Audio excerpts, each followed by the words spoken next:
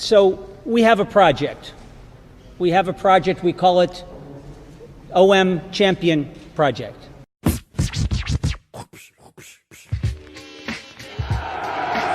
de Pelé vers Papin qui dévie habilement vers Chris Waddle qui reprend et but fantastique de Chris Waddle.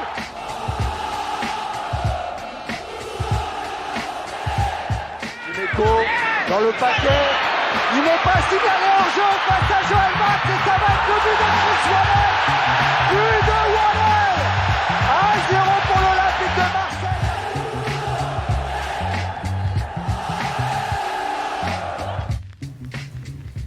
Hello everyone and welcome to the grand return of the Marseille View. Finally, after quite a long hiatus of nearly a month, Marseille is back. Marseille is back with yet another win with Toulouse that's been extending our unbeaten run since end of October. So it's nearly been 4 months now that Marseille hasn't been beaten in the league and the cups. So today, to debrief this, we're going to be three of us, so I'll introduce them one by one.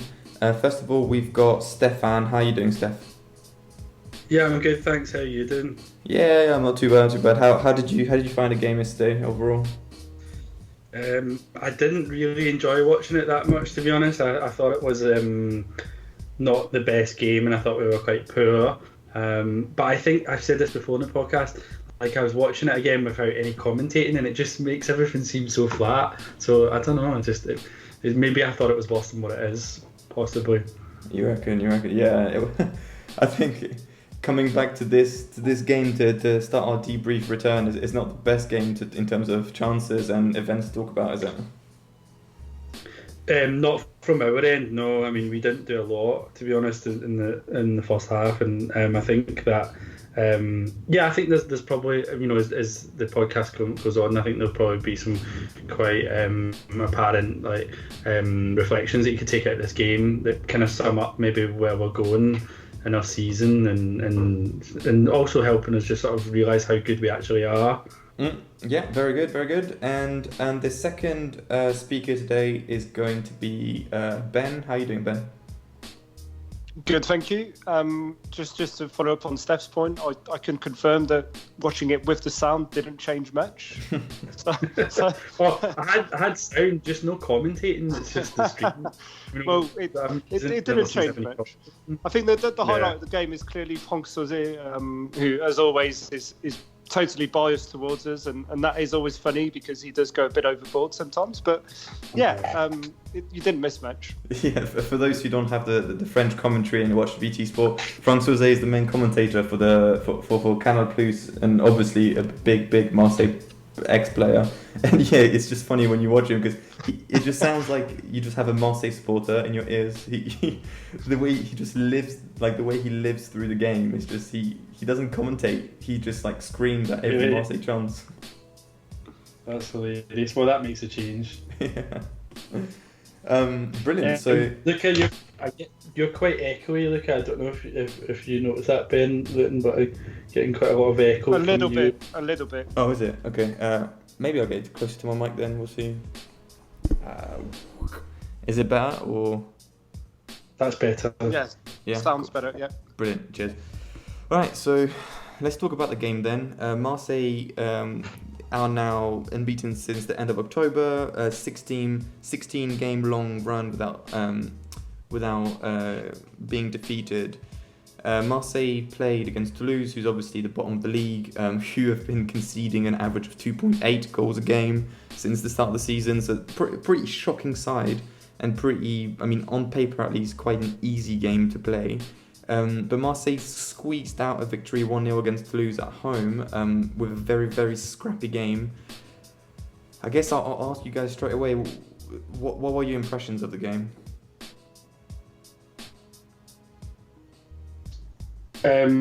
Shall I go first then? Yeah, I guess I should have asked someone directly, but I mean, the floor is open to anyone who wants to talk about this. We're a bit rusty. We're a bit rusty, guys. Yeah, it's been a while. I thought it was quite a poor game, especially the first half. I thought Marseille were quite pedestrian. Just quite just lacking urgency. I don't know if maybe they didn't really fear to lose or something. Maybe didn't respect him enough, but they just didn't seem to be that bothered. We didn't really produce, very much football. We had very few chances. The first half, and Toulouse caught us out quite on a number of occasions in that first half and a little bit in the second half. They kept catching us out, and they had the best chances. And I think until the second half when we came into the game. So yeah, I think I'm slightly disappointed, and I think that, or I worry that maybe although our results are so good, maybe the results are kind of paving over some of the cracks that are there, or maybe, and we are. I hate to sort of, because I feel like I'm starting to become. I don't want to become like you, like and start being so super cynical. Don't be scared. Don't be scared. Join me. Join the AVB hating club. I think that maybe, anyway, at least after this game, I feel that the results are better than the performance. And I think that even against Saint-Etienne, although we killed them off in quite clever style tactically, chunks of the game as well, I felt that we were a little bit flat. And to lose against Toulouse, it was much more the case. So I think, there's some worrying signs. I think midfield was a bit poor. And I think that we're very over-reliant on Dimitri Payet. He was absolutely excellent in the second half yesterday. And I think if he gets injured or something, I would worry about whether or not we'd be able to hold on to a podium spot. I think we would really struggle.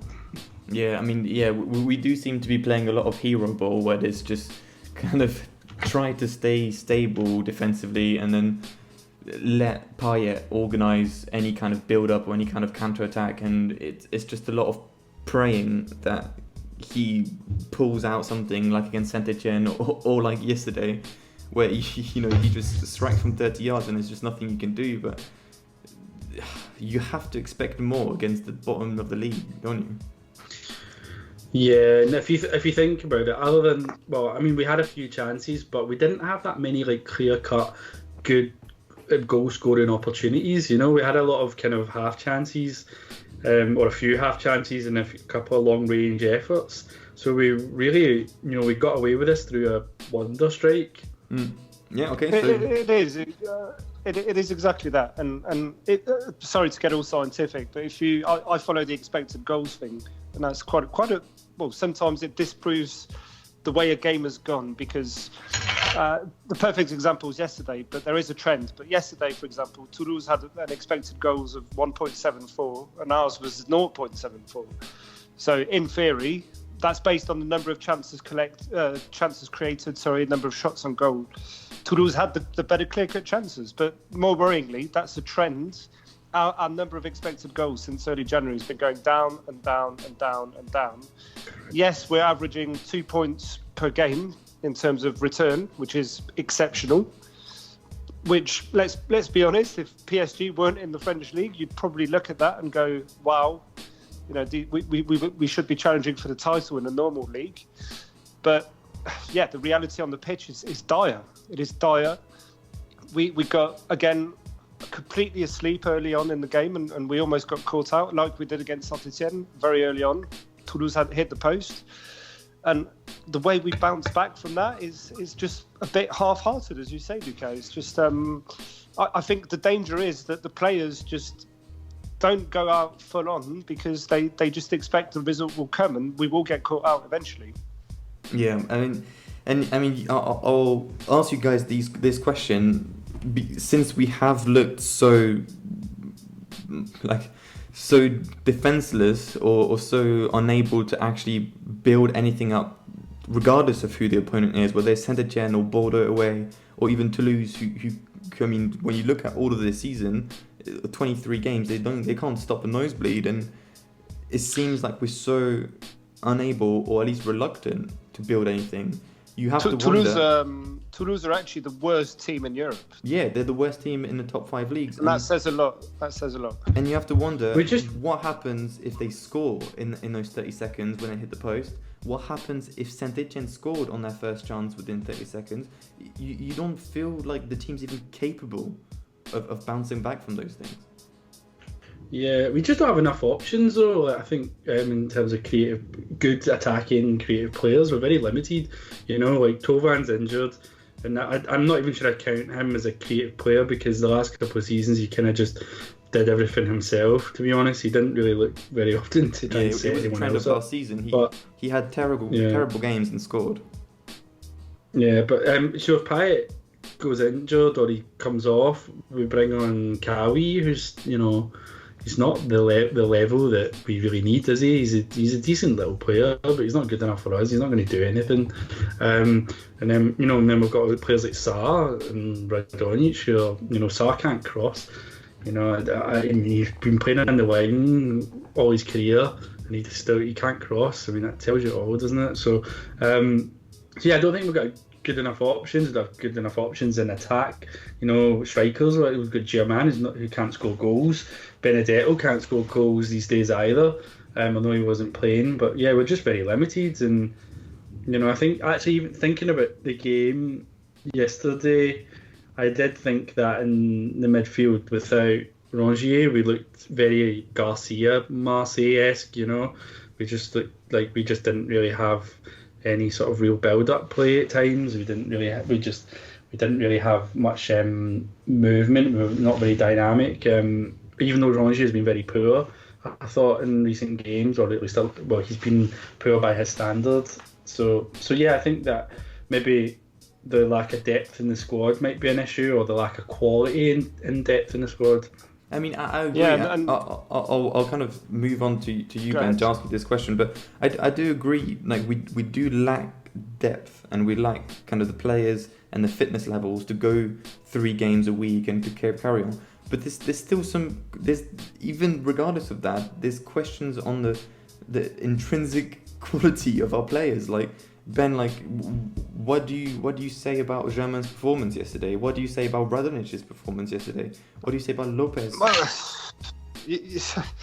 Look, it's been we haven't done the podcast for a few weeks, but I think Lopez's only good game in 2020 has been the cup game against Strasbourg. I was cursing him against Angers because he was absolutely awful. And yesterday he was playing way too deep, and he just looks like he doesn't know clearly what his position is in that midfield, and that is a worry. And then beyond the lack of quality and depth, it is getting very apparent now that, again, you mentioned it, Luca, the fitness levels, we're knackered. Our players are rinsed. Some of them, like Benedetto, is obvious. I think he's been carrying niggles and injuries, so he needed a rest. Payet is, he had that moment towards the end of the game where he sort of pushed the ball too far. He tried to dribble 2 or 3 players on the edge of the area to get a shot off, didn't come off. But then he went in for a really rash last-ditch tackle. Yeah. If that goes wrong, he could get sent off. But there was I don't think there was any intention out of it. He was just trying to go the extra mile and get the ball, keep the ball. But he just looked rinsed. He was lying on the pitch at the end of the game, and those are signs that are very telling, because we don't have the strength and depth. So if one of them is tired, as in one of our key players, we can't replace them.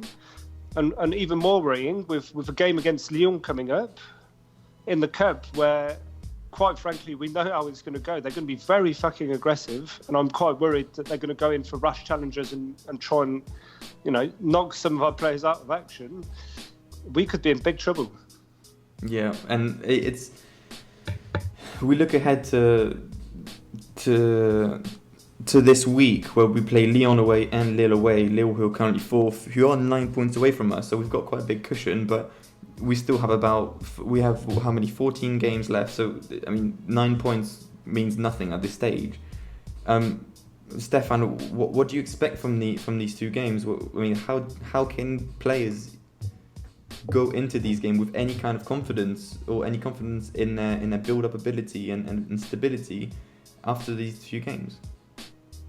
Well, they should go in confident, because we're on such a long streak without a defeat, so they should really be going into the game feeling like we can win both. We'll go into both games feeling we can win both of them.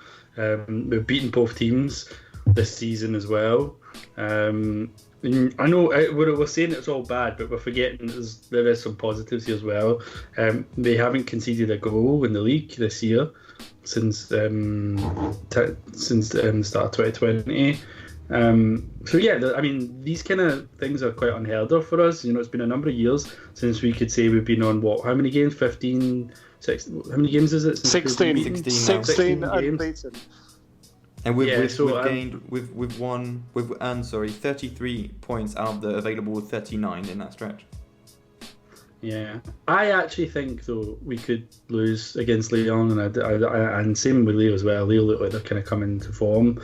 I hope not, because if we do, then it leaves us very vulnerable. I know the Lyon game's a cup game, so it's not, even if we lose that, obviously it's not going to affect our league position. But if we lose against Leo, that's 3 points lost. And although we've got, I think, is it 8 points ahead of Rennes? You know, I think you start to worry a bit, because we got a lot of our easy fixtures in the first half, or a lot of our home fixtures against difficult teams in the first half of the season. So we know that the second half of the season is going to be a bit more challenging as it goes on. And as you said, you know, and the squad's thin. How will we cope? Yeah, it'll be difficult. Yeah, but I think that the players will go into these games thinking they'll win it. Whether or not they will, I don't know. Yeah. Ben, I think it comes down to the fitness, guys. I mean, the thing is, these two games, and as criticised as we may the last few weeks, Saint-Etienne has been the only game which, let's face it, suits the AVB-OM style, which is play on the break and sit deep and have a couple of cute little triangles go on in midfield and then break from there. And it shows, because we scored, yes, Payet scored the goal, but then we never looked like we were actually going to concede against Saint-Etienne. And then the other games we've played, whether it's been Bordeaux or whatever, we've been given the ball and we've been given the sort of incentive and the initiative to take the game into our control and dictate play, and we're incapable of doing it. We're incapable of doing that because Rongier and Sanson have both dropped in form since the turn of the year, which was always going to happen. They were just on exceptional form leading up to Christmas, and maybe teams have adapted slightly, or maybe they're both also a bit off form. So it was always going to happen. But yeah, more telling is these next two games actually suit our style. So from a confidence point of view, I'm not worried, as you say, Steph, because we're on a run, because players like Payet are playing out their skin.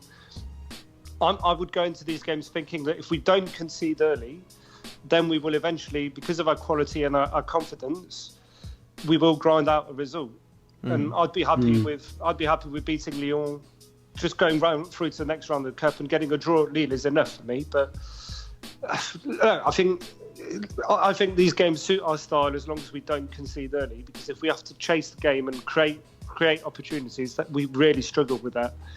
And then I think AVB said before the Saint-Etienne game that another 30 points would be enough for Champions League, to guarantee Champions League. And that's sure, because that would put us at 75 points? Yeah, that's an ideal return. I don't think we're going to reach it. No chance. No, if I had to predict, I think we'll win between 20 and 26 more points between now and the end of the year. But if our rivals slip up, that's enough. But yeah, he said that ahead of a difficult away game, and then a tricky, let's face it, Toulouse was always going to be a tricky home game, because every team that comes away to us is going to sit deep. We've won both games. So as much as I hate the system and as attractive it is, trust in AVB's sort of pseudo-pragmatism and in the way he seems to analyse the opponent's weaknesses to maybe carry us far enough to get a result in both these games. Yeah. Both games are away from home. I mean, when was the last time we did beat Lyon and Lyon? I mean, we haven't beat Lyon in probably at least 10 years away. I think the last time we beat them there was in a dodgy December month when we still had the orange shirts and Nyong scored a double. Yeah, exactly. So I mean, I think that was with Guéret. That was with Guéret. Yeah, that was ages ago. You mean the orange shirt that had the light blue shorts? The light blue shirt, the Djibril Cissé shirt. Yeah, that same one. Stefan, how? When you finish watching the Toulouse game and you switch off your TV, how much blame did you put on your first reaction on Villas-Boas's tactics? and how much blame did you put on just the natural lack of fitness of our players? I'm trying to get your opinion because you're usually the apologist of Villas-Boas. So I'm trying to pin you down. Yeah, I don't know if I want to blame. I'm not sure I want to blame him for any of this. But... Yeah, how about you give yours, Luca, first, and then we'll try and defend him. For me, you're like putting me on like the perfect time to actually like this. Well, no. You've obviously, it's a leading question, so you tell us what you think, and then we'll tell you if we agree or not. Go for it. Go for it.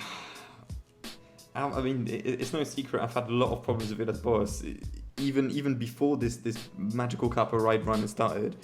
But it's, for me, what started to be pragmatism in giving the ball to the other team and the opponents. I think Villas-Boas realised how effective that is in the French league, because the French league, let's face it, lacks a lot of talent to actually break teams who park the bus mostly. So Villas-Boas was pragmatic at the start and decided to, you know what, we're just gonna give away possession, and that translates in our wins. I mean, most of our wins have come from games where we've had less possessions than the opponent, even when we're better on the paper than the opponent. So even though I understand how his thought started, you cannot go into this game against Toulouse at home in front of 55,000 supporters. You can't go in with the mindset of, we're going to let them have the ball and see what happens with just because we're technically better and technically more sound than Toulouse players. We're just going to, scrap out a win. It's for me, it looks like he's going down to the same path that he did at Tottenham, where despite the players that he had, despite the scheme that he could have, he's just falling in. He's just losing his principle of football that he implemented at the start of the season, and he just feels tense. And if you can feel that all the players are tensing up, they don't know how they're going to build up. They don't know exactly the strategy of the game. And it translates to these kind of games. I mean, the Toulouse game was shocking. The Saint-Etienne game was just as bad. It's just that Payet somehow scored that goal in a ridiculous angle. We could have lost the Bordeaux game just as easily as we drew it. And the Angers game was just a pathetic joke of a football game. So, for me, we've had the winter break 2 weeks ago. You can't blame fitness yet on our players. We do have a restricted squad, but we had a 2-week break 4 weeks ago. No, it was about a month. It was a month and a half now. But yeah, it's a difficult analysis because the results are there. So it's very hard to bash the coach when the results are there. It's not hard to bash the coach. I won't bash him, but I will question. I think, and this is worrying for me, is that he's fallen into the mindset of, I'm making by with what I've got, which is the contrary of what he was doing, as you say, in October, November, December, where he was like, right, we've got a system of play. Rongier and Sanson are going to be on fire. They're going to win back every ball, and then we're going to build and create loads of chances and press the opponent high. And he's now fallen into that mindset of, the lads are a bit tired. I don't really have many options on the bench. You know what? Okay, let's just set up as we usually do and hope for the best a bit, because let's face it, Toulouse, we've got Germain, who's completely unconfident up front. I will blame him a bit for that, because he should have had the balls to start Ake and to say, right, let's give an energetic youngster a chance to start, because worst case scenario, I bring on Germain later on. But he's just falling into that protectionism of covering his arse a little and not being ambitious anymore, not taking risks. And so I will criticise him for that. But again, we've got to remember where we've come from, and the last time we had such a run is years ago. So I will still savour it, but it's starting to feel a little bit salty now, because it feels like it's really pulled by the hair. We're on the razor's edge, and we will get beaten very soon, I reckon. I really agree with that. I think that he should have played Ake up front. Toulouse are shit, and are really quite far behind in last place. It's the perfect game, to bring in a young striker and give him a chance, because we weren't expecting to lose this game. We weren't expecting to lose, to really put up much of a fight, and you could take that risk, and if it doesn't work, he brings you a man on and replace him. If you're struggling up front, so it would have been a good opportunity to bring in a young player. So he's a bit safe, but do you know what though? Thinking about your comments, Luca, I do think that the style that Villas-Boas sets out each game, this kind of quite defensive, dull, I guess, display where we sort of soak up pressure and then we hit teams in a break. We do just enough to win games. It's quite, to be honest, I think his style is quite suited to Ligue 1. I think it's very, very suited to the league. But I think that Marseille we've been lucky for years in that, and historically the club's always had teams that, and coaches and that have looked to play more attacking, possession-based football. But I'm not sure that the rest of the league's always like that. I think the league is quite a dull league. For years there's always been very little goals scored compared to some of the other leagues in Europe and France. So I think that maybe what we're getting is probably someone who's got the right approach for this league, and we are too used to being entertained a bit better. I know Garcia wasn't entertaining, but we're used to having an attacking ethos in our game.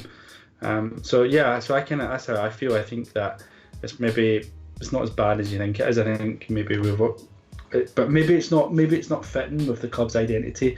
I'm saying all this, but I'm just thinking back to the '93 team and how defensive they were when they won the European Cup. They weren't like that at all. They were really quite a solid team, but not a very exciting one. But compared to the teams they had in the years before that. But that's how I feel about it.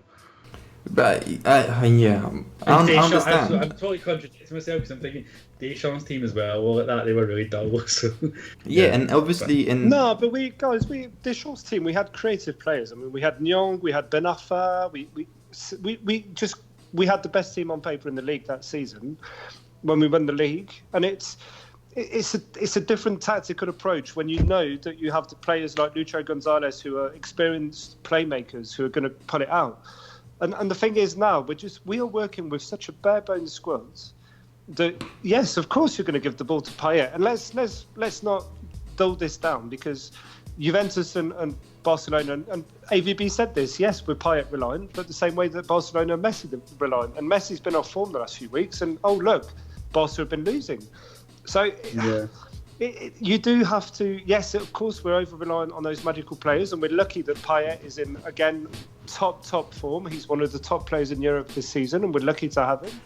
But at the same time, he's improved much of the other players in the squads. But I feel that he's now hit the ceiling of how much further he can carry players in terms of individually. So you've got Chaletica and Amavi who are playing on top form. I still think they're both are still our most consistent players this year with Payet, all four of them.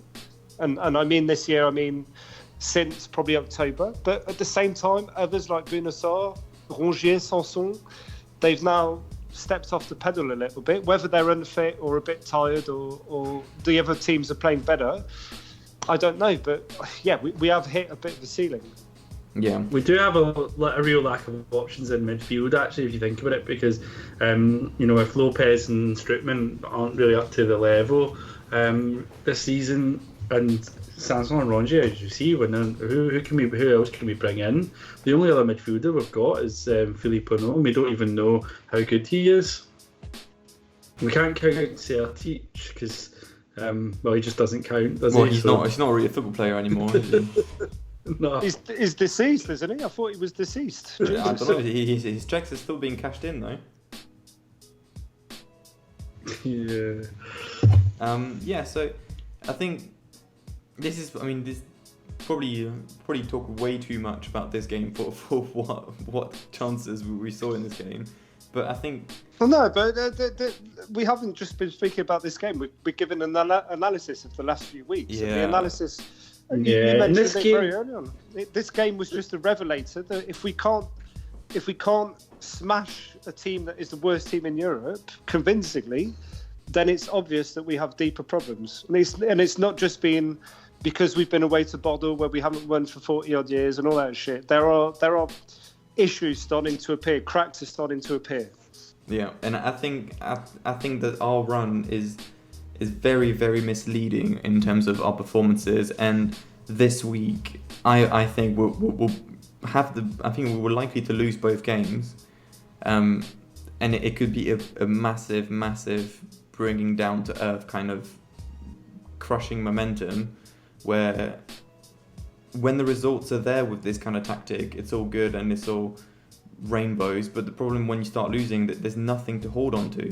There's no exciting chances. There's no kind of actions where you say, well, if this went our way, if this went our way, when we do come to lose inevitably, and I think it'll probably more likely than not be this week, and potentially both games being lost. For me, the worrying sign are there, and the only thing that's making us not fall into depression is that we've just been winning. Yeah, but I think maybe we're being a bit harsh though sometimes, and because tactically it does seem a bit negative, but if you think about it, and it's an old cliche, but you build from the back, and you first a good team should, very often will start off kind of becoming a solid unit before they can start looking at being an exciting, interesting attacking unit, and maybe that's what's to come in the summer. If we can get through this season, get in the top 3, get into the Champions League. And I know we don't have much money, but that's the point then where we can start looking at, can we bring in any players? Can we, in the attacking third, can we change our style slightly and start being more expressive in our football? Maybe that's what Villas-Boas has got planned for us. Who knows? I guess the final note is, guys, let's enjoy the run, because fuck knows when it will happen again. And I couldn't remember the last time it happened. I had to ask. But at the same time, let's count our blessings, and let's be a bit more positive that we're actually doing the business. And these are games last year, or even the year before, we'd have drawn or lost. And we're actually grinding out a lot of away wins this season that I'm very impressed with. Yeah, they're very good. And I think one of the final discussion points that I'd like to talk about this game before we move on to the upcoming week and the crunch week that we've been talking about, I'd like to kind of spend a few minutes on something that on this podcast at least we've been campaigning for weeks, and it's finally happening, and he's finally doing great at the position, and is Boubacar Kamara, who for the large majority of yesterday's game was the only player that probably had a above average performance. How do you guys see him in his new definite role as a defensive midfielder? Because now he's definitely the starting midfielder, and then Strootman comes in just for a few minutes at the end. How do you guys see his performances the start of this month? He's excellent. He's been absolutely excellent, and you can see he's really confident. He's even trying to hit long range efforts and stuff. It just shows you how comfortable he is in that role. And I think he's probably changed our season a little bit by playing in that role, because finally now we have a midfielder who physically is much stronger than the other two that are next to him, and that was the problem that we had this season and last season, which was that we just lacked someone in the middle of the park that actually had a bit of pace on them, had a bit of power. He's got that, so he brings the balance in the team. Agree, and I think beyond the fact that, remember when we did the it wasn't the halfway podcast, but I think it was the 1/3 of the season podcast when we had an empty week, and we debated this, where he had said that wasn't his favoured position, etc. Well, actually, I've seen him actually enjoy playing in that role in recent weeks, and you said it, Steph. He's been growing in confidence. He's actually carrying the ball forward now. He scored a brilliant goal in the cup against Strasbourg. He's actually seems like he's enjoying that position and realising just how good he is at that position, and he's going from strength to strength, and he's been good. But let's be honest. Yes, we're lucky that he's very good there, and he has the attributes to play there. But also, we're lucky that the centre-back pairing that we have and the complementarity that they have enable AVB to be able to play him in that position, because if Chileta or Alvaro Gonzalez were playing poorly, then he'd have to play him at the back, and we'd all be saying, shit, why is Kamara in midfield? We're struggling at centre-back, put him back at centre-back. But the fact is, Chileta for me, it's been outstanding. I mean, if you watched it, the action that leads up to the goal, his pass with a Payet trademark outside of the boot to Amavi deep in the opponent's penalty area is, no way would he have even attempted that last season, let alone pulled it off. So yeah, he's been outstanding, and him and Alvaro and Kamara is the core of our team, that triangle. And we can only hope that Rongier or Sanson find very good form again, because then we've got a really, really well-functioning core and sort of spine of the team. But those three players have been the top performers. Take Payet and Mandanda away, but in out of all the other outfield players. Yeah, and Mandanda nearly had a bit of a Mandanda 2018 special yesterday, though, at the start of the game when he came out. Yeah. Got a bit nervous. Like, God, he's still it. Yeah, but he got away with it this time. Yeah, and I think, we've been thrown a lot of times during the games, the commentators often say, Alvaro Gonzalez hasn't lost yet, and when he started for Marseille and stuff, but I actually think that the stat is a bit misleading in the fact that I feel like the better centre-back out of the two is actually Chaitar. I think he's a much better... We're much more relying on him. I think the reasons why we're winning most of the time is because of Chaitar and not necessarily Alvaro Gonzalez. Because the Payet goal against Toulouse, the over-the-top, outside the boot pass to Amavi just to kick off the build-up is from Chaitar. He seems to be an expert at throwing the other team range off of balance. Passing. Yeah, his range of passing, and you don't usually get that from a centre back, do you? Who can actually play those balls? I remember his first season, Luis Gustavo was very good like that, breaking the lines and picking out a pass that was pinpoint into Tauvin's feet, for example, over the top, or Sanson, who would make a run from deep. And that lasted for a limited time. But yeah, Chileta's range of passing, whether it's been short or long, he's just got the perfect balance. His decision-making is brilliant. He knows when to play it long. He knows when to play it conservative. And it's paid off very well for us, because he's actually one of the other playmakers in the team, because he's confident right now and he's able to create from the back. Mm-hmm. If he keeps playing like that, though, like, other clubs will start realising that he's quality. I don't think we'll be able to keep him beyond next summer if his form continues. It'll depend on the asking price, to be honest. Yeah, we paid a lot of money million for him. Yeah. Yeah, 21 million. So you'd think if someone comes in for him now, I think that the one thing that we could, and look, I'm not advocating that we should sell our players just because they're very good and they're on form and we can cash in, but the determining factor will be if he makes the Euro squad for the Croatian national team and they have a bit of a run, then you can start thinking, shit, can we get 45-50 million for him? Yeah, of course. Yeah, it'll be interesting to see what happens, what our defence would look like next season. We still haven't exercised, I think, the option for Alvaro yet. It's an automatic option. We have, it's pretty much been. It's automatic. Yeah.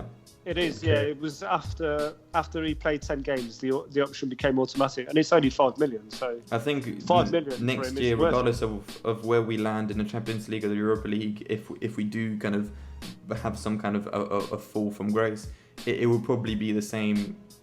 Titus, Alvaro Gonzalez, and Kamara, and I'm not expecting any recruits to come on this. No, we do need the signing. If we go Champions League football, we need the signing at each line. And yes, maybe a centre back. You could do with one of the up and coming Ligue 1 centre backs. If you could get one of them for 5-6 million.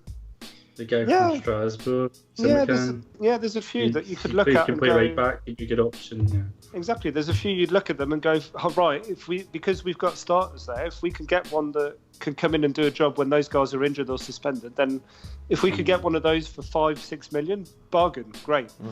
And that is not the position you spend the most money on. No, but that's not the position you spend the most money on, is it? Yeah, but these days, like even buying from lower level Ligue 1 clubs and stuff, they're wanting big money for people for young talents because they can do it. Maybe we can put off another Alvaro then. That's what I'm saying. That is the position that I wouldn't prioritise, but where we still need somebody. If you're talking about pulling off another Alvaro, we'll end up with someone like, is it Damien Da Silva or something from Rennes, like some older, experienced centre half. Exactly, but that's he really his attitude after the game against us pissed me off. So no, I don't want to. Pretty much all of the Rennes team that pisses me off, to be honest. I think you'll get that sort of money, Ben. You're not going to get like a young talent with 5-6 million euros. You're going to get someone like that. Very well. Let's switch gear to the upcoming games, mainly because there are some of news that we should talk about leading into these. So that the first game is the Coupe de France against Lyon for the quarterfinal. We're going to go there away. Lyon, who have been actually, when you look at all the competitions they've been playing, even though they are lagging behind in the league, they're in the final of the Coupe de la Ligue. They're obviously in the quarterfinal of the Coupe de France. They've been doing fairly well in the cups and the knockout games, especially when you look at the Champions League. We're going to go there missing Chaitata, missing Amabi, potentially missing Benedetto, and may potentially also out of fitness Rongier. Are you guys going into this game a bit scared of our chances? Or would you guys say that? I mean, cup games are a different animal. You never know what to expect. I am now that you told me all those players are missing. No, but we've got to in the cup in recent years, guys. We're unbeaten against Lyon in the cup in the last 3 meetings. So, and those have been home and away. I think 2 have been at home, but 1 has been away at Jarnon where we scraped through. But I never thought I'd hear myself say I'm gutted that Amavi will be missing, but I am. I think we've all got to be honest. He's been insane. That. He's been the fullbacks at the moment have been crazy. He's been good going forward because you see him try things like dribble past players or overlap that pay off, and he's able to get a cross on. But if you watch the little back heels and everything, yeah. If you watch some of the chances against Toulouse in the second half, he's always the last man. When there's a cross that comes in, he's now always paying attention to where his direct opponent is and always making a last-ditch clearance that saves our bacon. And his awareness is what has improved the most because he just seems to be the most concentrated out of the back four that we have. He's always aware of where the ball is and what he needs to do with it. So against Lyon, the result, look, yes, it'd be great to have a cup run and get through to semis.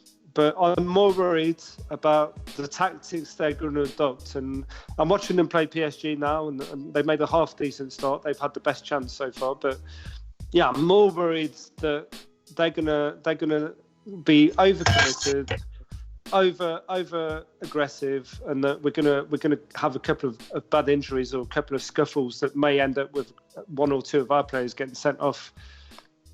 Would you then put a B team in then? No, of course not. Look, it's the cup. We're in the quarterfinals, and for me, yes, I want us to go in the Champions League because we need the money, and it would probably not lead to a fire sale this summer if we did get Champions League money. But at the same time, they're not. You say they've been doing decently. They've not been doing too well either. They've got 2 wins, 2 draws, and 2 defeats since the turn of the year. So, this is Garcia. We know Garcia. I think everything's possible. I think if we go into this game and yes, we're missing players at the back, but if we're able to contain them and not lose our heads aggressively and get stupid bookings or sending offs, I think Payet again will come up with the goods. Yeah. Okay. And then what about? Well, actually, before I move on to the Lille game, what would you guys predict for the Lyon game? Would you expect Marseille to qualify, or would you expect the Marseille run to finally fall after 16 games? What would you predict? I've got a feeling that Lyon might win. I as you said, Ben, I think Lyon might be more motivated than us for this game, and maybe a bit fresher. I don't know. I mean, they're playing Paris Saint-Germain right now. That's bound to take it out of them, isn't it? That's all they have left. Let's face it. That's all they have left. Yeah, exactly. And they still have to have the Champions League still. Fuck that, mate. They're playing Juventus, mate. No fucking chance, mate. They're playing Juventus. Come on. One thing though about Lyon is they do have a bigger squad, I think, than us in some, well, at least in some areas of their squad, like up front and stuff. They've got a lot of options.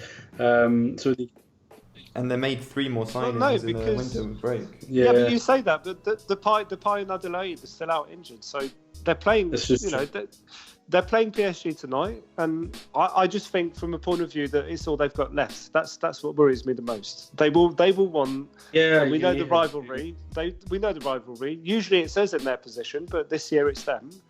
You always want to beat that team because you know that it will buy you some credit with the fans. All right. Okay. Yeah, so of course. We're predicting. We're hoping for Marseille qualification, but it seems that you guys are predicting or fearing for the worst and probably Lyon to qualify. No. I think we'll qualify. I think we'll win in extra time. That's my analysis. That's very precise. Are you going to bet on that? Maybe. I'm seeing Lyon 2-1 or something. Yeah, I'm seeing Marseille fall short of this one at least, and probably ending our cup run after a disappointing Coupe de Ligue run as well. So this is this game done. What about the feature game of the week in the Ligue 1 against Lille, who are currently 4th, who've been doing fairly well. They're coming back in the league. They are making another Champions League run, seeing how the league has been doing so poorly in terms of consistency. They are going to miss a lot of players though. Osimhen is going to miss, Xhaka is going to miss, Andre is going to miss, Gabriel is going to miss out on this game. What do you guys expect out of this game? I think this game's also a really tough game because I think Lille are looking a bit better now than they were a couple of months back, and some of the players like Renato Sanchez and stuff starting to come into form. But I think, as you said, they've got a lot of players missing. I think it's probably a draw, to be honest. I feel like Lille, now I think they're out of Europe now, aren't they? So I think as the season goes on, I think we're going to see them push us closer and closer for the podium places. But I think that probably this one, I think we can still, go to Lille and expect to come away with something. And I think the 2 managers as well, going head to head, Villas-Boas and Gautier, I think you can expect it to be quite a tactical affair, possibly. And Gautier in the past has often been quite a negative manager at times. I know with Lille, his teams looked a little bit different from his Saint-Etienne sides, but I can expect those two coming against each other. That we might see quite a cagey game and quite a I think maybe both sides looking to see who makes the first move. I expect maybe 1-1 or something, 2-2 maybe. What about you, Ben? Oh, I think we've lost his headset. I'm here. I was trying to think of a response, but the response is nothing to add. 1-1. Yeah, I think Steph's right. It's going to be a chess game. I think a lot of people, and Canal Plus will certainly build it up to be a flamboyant, explosive, attacking game. But it's going to be a 1-1 at best. I think we're going to try and be very solid at the back, and Lille are not going to want to expose themselves either. So yeah. I agree. I do think that drawing is a good result for us, though. Just like when we played for the draw against Rennes. I think when it comes to direct rivals in terms of the standings and the league table, I think we've got the kind of cushion now with 9 points that we're just looking to keep them at distance and keep them at bay. So a draw, keep them at 9 points for me is perfectly acceptable. Exactly. The fact that we've beaten them in the first round of games. And the fact that they've also dropped points stupidly, which we've been guilty of the last few seasons. So, yeah, I think that a draw against a direct rival, seeing the run of games that's coming after that, is perfectly acceptable, especially seeing as we went away in Saint-Etienne, which was somewhere I didn't expect us to get a point, let alone 3. Yeah. And what kind of one point that I'd like to hear your opinion on, guys, is with the run of been talking about how many games we've been playing, how many weeks now that we play 3 games a week. There's bound to be a time where Payet is going to fall out of form. I mean, he is about to be 32, and he can only carry the team for so long. 5-3. At one point, we're going to have to see more from our feature signing of Benedetto. Have you guys got any hope in Benedetto anymore? Do you feel? Because I mean, we've been talking about this in our group chat, where I personally feel that Benedetto is just completely exhausted. I mean, he came straight from Argentina during the league, when the league was going on, so he didn't have a summer break, a proper summer break like we do in Europe, and then he just went straight away. Because Germany has been so poor, he's played every game, and you can see the difference of performance between the start of the year and now, and he's a completely transformed player. For me, unless you sit him, I don't think he's going to get better with time. I think he needs actual proper rest, not just coming off at 60th minute. I'm quite worried about him, actually. His form has really dipped, isn't it, in the last few months? He's not scoring enough goals, but it's not even that he's just not scoring enough goals. He isn't really getting on the ball that much. I know you could say maybe he's not getting the service, but I'm not sure I buy that entirely. I think he's got to make the moves and find the room, when you're playing that lone striker role. We've got good enough players playing behind him like Payet that can find him if he's there, and he just doesn't seem to be as active as he should be. Maybe he is tired. Maybe there's a concern about him physically. As he got at the age that he's at, never played in Europe. I don't know how many teams are in the Argentinian league. He had the same injury. No, but he had the same injury as Strootman as well a couple of years ago. He did his ACL. Yeah, he did. Yeah. So his best was actually a couple of years back, wasn't it? When he had that season when he scored I think 2 seasons when he scored a lot of goals. I think there's maybe concerns about his how good he is physically, not just right now, but indefinitely, long term. Where's he going to? Is he good enough to last a whole season? In a big European league like France, and then in coming next season if we do get into Europe, you sort of wonder, are we going to be able to survive with just him and Germain? We're probably going to need somebody else. We're not. And put it back to when he arrived. To get the timings exactly right, he played the Libertadores final in late July, I believe. I may be wrong, but I think he played it when we were in summer break. He was starting their winter break effectively, and he came in when we had just finished our summer preparation, and he effectively didn't have one because he just came in fresh from being off for a few weeks. So that was obviously going to catch up with him, but I can't blame the player. I still, and as you said, Luca, you mentioned the group chat. I think I'm going to disagree with the haters in terms of he's as bad as Germain. He isn't, because we see some of his runs. Some of his runs and his awareness is exceptional. I wouldn't say exceptional, but it's very good for Ligue 1. And it has been systemic for Marseille, and this really gets on my nerves, is since we had Gomis in the team, who, yes, Gomis was Gomis, and yes, the team was playing for him at the time, and we again were very limited in terms of our squad and potential.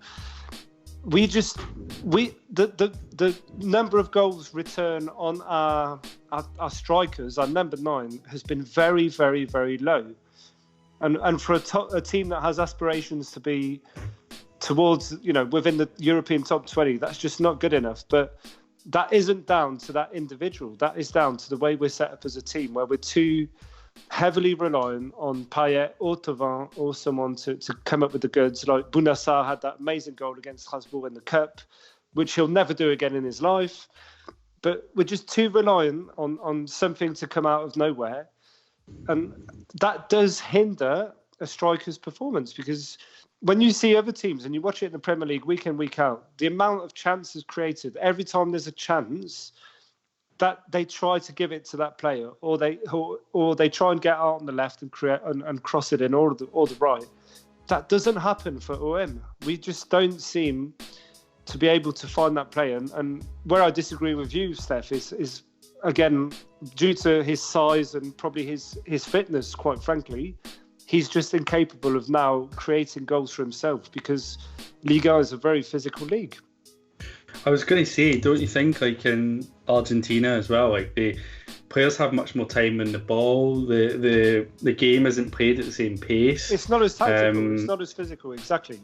Yeah. So, and we always expected maybe that he would need a period of adaptation, but it kind of seems like he settled in quite well initially, and now he's struggling a little bit. So I just wonder whether or not, at his age now, is he going to be able to adapt to this in the long term and meet the physical demands of the league? I don't know. And actually, one other point that I think about him that's worth making is that I've noticed in the last couple of months or so, like more and more being frustrated with his decision making, seeing him trying to pull off like long range shots and stuff out of desperation when he doesn't need to do that, and he's not going to pull it off.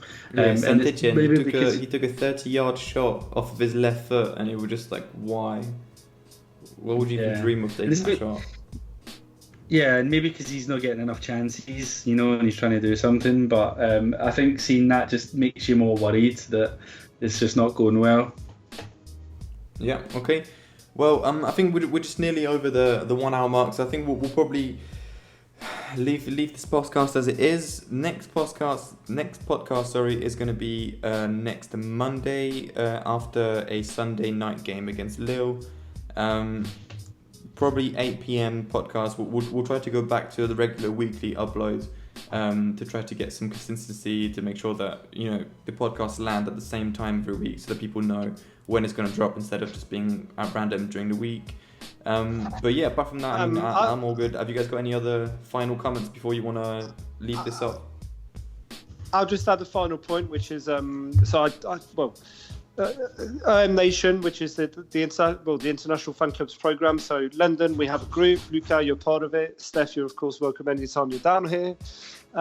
What we've done, and the club, it's good to mention the good initiatives of the club. So they've encouraged us to be more active on social media and stuff. So a couple of the guys from our group have volunteered. So they're now set up an Instagram and a Facebook, which is the OM Nation London one. We say OM Nation London, but it's really OM Nation UK. It's open to anybody who's in the UK. But yeah, the initiative is, the point I'm trying to make is that since January, we haven't had many chances to watch the games at the bar because they've been on Saturdays. But the ones that we have watched, there's been quite a lot of new faces, and there's been quite a healthy number. There's always been between 50 and 20 of us. So all are welcome. Get the word out. We're advertising it on Facebook now and on Instagram as well as Twitter. So don't hesitate to come on down, give it a go, and see if you want to join us. Brilliant. Well, on that note, we'll stop the podcast there. So thank you very much for listening, and see you next Monday. Cheers, guys. Thank you. Good night.